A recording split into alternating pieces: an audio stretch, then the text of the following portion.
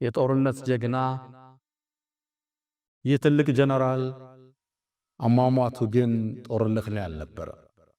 አመመውና የሕክምና ፍራሽ ላይ ተኛ።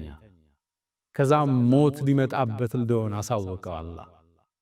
ከዛም አንድ ቃል አለ፣ ይገርማል አለ።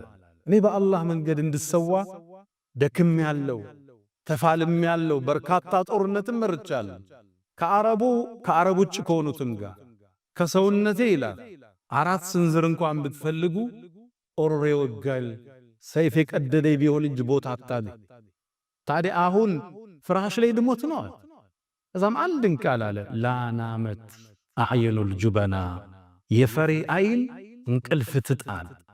የሰው ልጅ መጋፈጥ አይገለው፣ መሸሸት ደግሞ ከሞት አያስመልጠው። ይሄው እኔ እዛ ሁሉ ሰዓት ወጥቼ ፍራሽ ላይ ተሰዋው ብለው አለ ኻሊድ።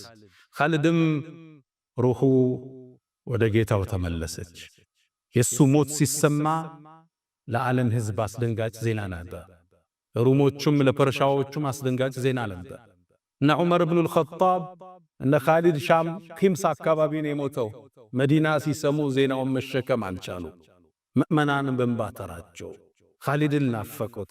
ሴቶቹ ሲያለቅሱ ድሮ ቢሆን ኖሮ ሰይድና ዑመር ዝም በሉ ሚሉት አላ ሚስሊ ኻሊድ ፈልተብኪል በዋኪ፣ ለኻሊድ አይነቱ ሰውማ አልቃሶች ያልጦሽ እንጂ አለ ሰይድና ዑመር። ኻሊድም ወደ ጌታው ወደ አላህ አቀና። በርግጥ ኻሊድ አሻራዎችን ትቶ አልፏል። የመጀመሪያው ከኻሊድ የምንማረው ትምህርት አንድ ሰው